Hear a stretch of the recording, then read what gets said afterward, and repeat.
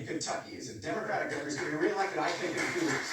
Yeah. And Kentucky is hard. Josh Shapiro in Pennsylvania, and I think it says something, Josh Shapiro in Pennsylvania. Oh, right, yes. You know, it says something that the algorithms in this country, whether they're on social media or in primaries, are all built for extremism and outrage. Yes. And the appetite in this country is for something sane and towards the center. Right. And Republicans or Democrats who can move to the center are actually going to win elections. That's the way to win. Laura Kelly is the governor of Kansas. She's a Democrat. She's reelected. She's in her second term in a state where, like, they hunt Democrats down with dogs. Yet she wins, and her side, the pro-choice side, won a landslide referendum on the pro-choice question in her state because of that very reason. The Kansans believed that the previous Republican governor had gone too extreme. They wanted somebody moderate and centrist. Right. She is. And so it does work. I like red state Democrats and blue state Republicans. It's a good way to actually learn how to run. So can Nikki Haley do this on a national level? That's my question. Yeah, but the problem is that she has to get over the cult of Trump. And the Republican Party used to be a party that wanted to win elections, and now it's a cult that wants to glorify its messiah, whether he wins or loses. So that's the essence of the problem.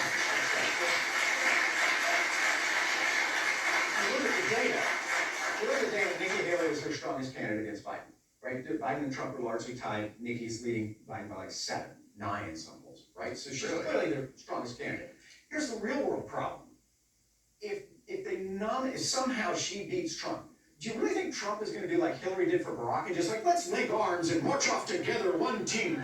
He will burn it down. He tried to burn the Capitol when he lost the last election. He will destroy her and his party if somehow he does not get the nomination because he's a narcissist. It's a cult. So poor Nikki, even if she wins, Trump will take her down. Well, what can we do to help? We're gonna like Biden. Well, I think that's part of the problem, because Nikki Haley is ahead of President Biden in lots of polls. But here's what's terrifying.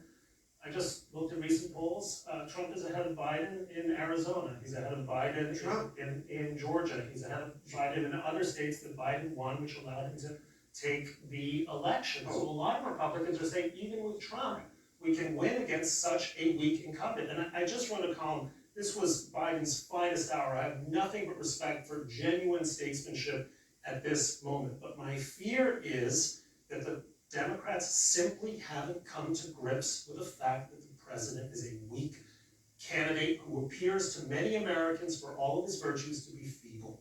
I've made the same case. I think he can. This week showed what I said 3 weeks ago. He can do the job. I have no doubts he can do the job. I just don't think he can win the job. Perception becomes reality. They think he's too old. I saw him on 60 Minutes. I thought what he said was great, but he was falling asleep. He did. Who's this lady in Kansas? I think Laura Kelly. We run her. Governor of Kansas. What about, who's the guy in Pennsylvania? Josh Shapiro. Let's run him. Richard Whitmer. Who's the other guy in?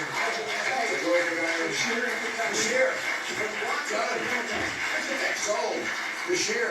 Beshear Kelly.